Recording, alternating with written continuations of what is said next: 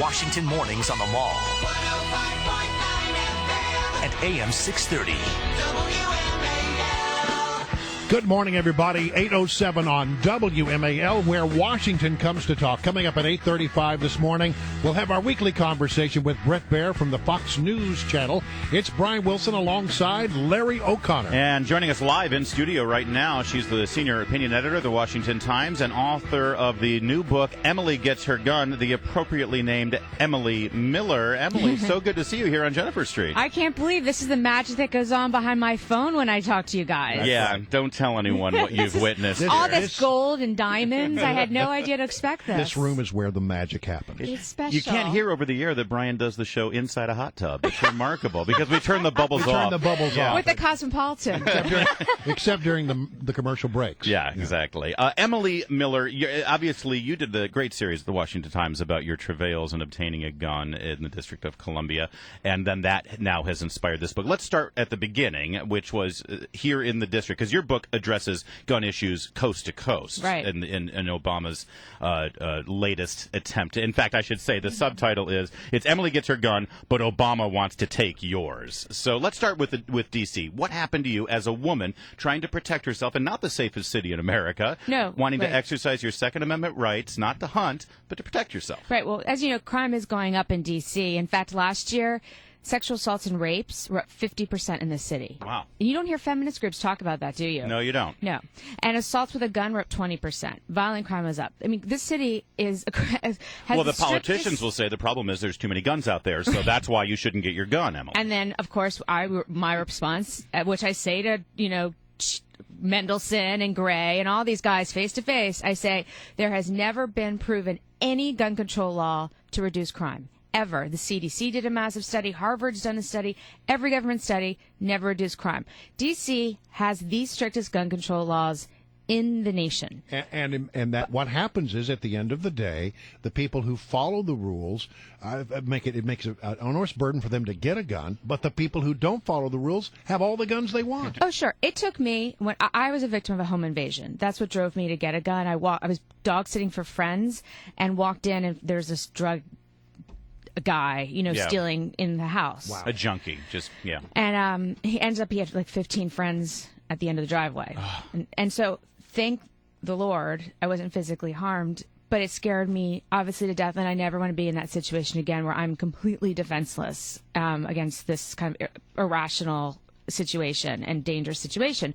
So I decided to get a gun, and I wrote that series in the Washington Times, and it took me 4 months and $435 in fees, while, as Brian pointed out, the dude on the street, it took him 5 minutes and like $50 for the gun. Right. And I might say my gun, I got a nice gun. I got a SIG, so that was $740. Yeah. I didn't realize guns were that expensive, quite frankly. I was like, wait, so that guy got set off the street in 15 minutes. I had to take a 5-hour class. I had to take a multiple choice written test at the police station. I had to go to the police station 3 times.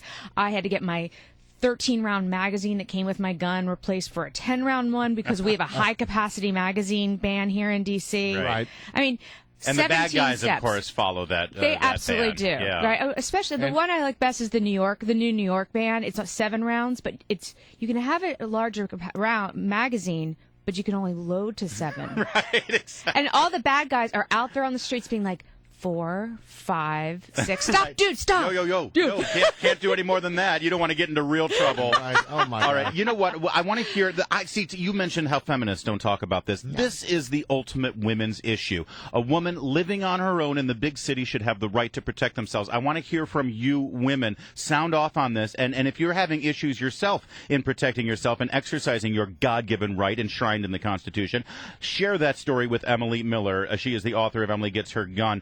888-630 WMAL. We want to hear from you. All right, so you had to go through this elaborate process, but it's becoming difficult in other communities as well around the country. You only need to go just across the road here to the state of Maryland, where they have just passed some of the most onerous gun restrictive laws on the books anywhere. And the end result, I think what is funny about this is the end result is they have probably sold more guns than they ever would have had the law not been passed. That's so true. I mean, you see that with the backlog in Maryland. Everyone's trying to get their guns now. And one of the chapters in my book, I say Barack Obama is the greatest gun salesman in the history because he's so successful in selling guns and ammo because this is a man since 1996. He said, I want to ban all handguns. So that's the history of Barack Obama. And he couldn't do it in his first term because he'd never get reelected in this country in the rural and western southern states. So he waited till the second term, and he unfortunately is waiting for the right moment, meaning how can I exploit a terrible tragedy? And it was Newtown, and the horrible tragedy in Newtown. And within not even 24 hours, but while the poor children's bodies were not buried, Mike Bloomberg, who's financing all of Obama's gun control agenda, was out saying, we need this, we need that, we need this, we need a high-capacity magazine ban, we need assault weapons ban, we need universal background check, yada, yada. Obama, 48 hours later, I'm going to make this a top agenda item. I'm giving this to Vice President Biden. I want this done in a month. I mean, they just walked all over that tragedy. It wasn't interesting that it didn't go very far, at least on a nationwide basis. Well, that actually, I would dispute that claim. I would dispute that only because since then, 5 states, like you mentioned, Maryland, one of them, have passed these really states that don't have problems, gun crime problems, are passing even more radical laws, which are just abridging, just like D.C. does, just abridges the law abiding. It doesn't affect the criminals, to the point where Colorado, for example, is one of them. They're facing a recall election coming this Tuesday. Well, they're even talking about perhaps seceding some counties from the state because they're so angry about it. And you actually hear that talk in some parts of Maryland. Now, it's not going to go anywhere, but it's interesting that this issue is so strongly held opinions about some people that they would actually think about breaking away from the state in which they live. I have several people contacted me repeatedly who live in Maryland who have moved to Virginia out of protest over this because it is. This is not a privilege. This is a right. We have the right to keep and bear arms. Law-abiding people have that right. In order to take away a constitutional right, you better have a really good reason. And no one has claimed any of these laws, whether it's the national level, the state level. Well, but Emily Miller, would you want people to own a tank? Would you want people to own a bazooka? If they can afford a tank, get a tank. No one's killing people with tanks. Cool. Emily Miller in favor of tank ownership. By the way, her brand new book is Emily Gets Her Gun, and get this, you can meet Emily, and boy, talk about killing 2 birds with 1 stone, or maybe I shouldn't use that analogy. You can get your book signed at her book signing tomorrow, September 7th, and go out to the range and do some shooting. Put a little target time. To heck with B. Dalton. No, we're going to the range for our book signing. This is tomorrow at Sharpshooter's Gun Range in Lorton. It's free, open to the public, noon to 2 p.m. So, And there's free hot dogs. It's Customer Appreciation Day / Emily book signing. I'm so excited. I can't stand it. Guns and Emily Miller. Man, I just had a great combination. Happiness is a warm gun. That's what John Lennon said, and Emily Miller agrees. She just had to go through so much to get her gun here in the District of Columbia. She had to write a book about it. Emily gets her gun, but Obama wants to take yours. Again, her book signing tomorrow at Sharpshooter's Gun Range in Lorton at noon. Go check it out. Maggie in Round Hill, please join the conversation. You're on with Brian and Larry and Emily Miller. Good morning again. I called earlier in the first hour. Anyway, regarding guns, my husband made sure when we met that I knew how to handle a weapon. And I've got a CCW. He has one. We lived in Arizona at the time. And when we decided a few years ago to move out of Arizona, we only considered states that were gun-friendly. Yeah. Thank you, Maggie. Sorry. Go ahead. Well, I was just going to say, and even today, he's currently unemployed, and due to sequester, he's looking for jobs. Again, we're only considering locations where they have gun-friendly states. As far as I'm concerned, there's no good reason to go up to Maryland. Yeah. Thank you, Maggie. Well, this is a good question, Emily Miller. I have a friend who lives in Oklahoma, a woman. She would like to move here. She's from Oklahoma, so she was, holding a firearm when she came out of the womb, I think. Practically, yeah. What is your advice to somebody who lives in another state? They want to move. Is the bottom line, move to Virginia? That's your only option? No, and that's why people tell me that all the time. Like, why don't you just move? Move to Virginia where it's easy. And I'm like, we have to fight. I mean, this is our constitutional rights. I'm going to stay here until there should not be a registration process. It does not deter crime. No registered gun has ever been used in a crime in D.C. All it does is deter the law-abiding. And until we have the right to bear arms in D.C. I talk to Mendelson about this all the time, and he says the reason we don't have the right to bear arms in D.C. is because there's all these important politicians who need to be protected. Phil Mendelson, the chair of the D.C. City Council. Mary in Rockville, you're on with Brian and Larry and Emily Miller. What do you think? Well, I think because Martin O'Malley's probably wanting to run for president, that's why Maryland went so radical. You know what, though? I don't think it's going to serve him well. I mean, it probably plays well in very blue Maryland that he wants to do this, although I strongly disagree with his view on it. But when you start running nationwide, you can't win. I think his what his plan is he wants to be on the Hillary ticket. Yeah. And so he's pulling this, he's going to appeal to the base. Right. I mean, gun control is a complete failure political issue nationally, obviously. I mean, half the country has a gun in the home. But it's really appealing to the liberal base. And that's why he's paying back his allies in his second term. That's why he's doing this, because he knows he doesn't have to run for re-election. And I think that's why O'Malley did it as well. So he doesn't want to really be president. He wants to be vice president. That's what I think. All right, we'll continue with your calls in a moment. And in a moment, we're going to ask Emily Miller where she thinks the gun control debate is right now. Has the left given up? Oh, don't you even think about it. 105.9 FM and AM 630, Washington's Mall, WMAL, where Washington comes to talk.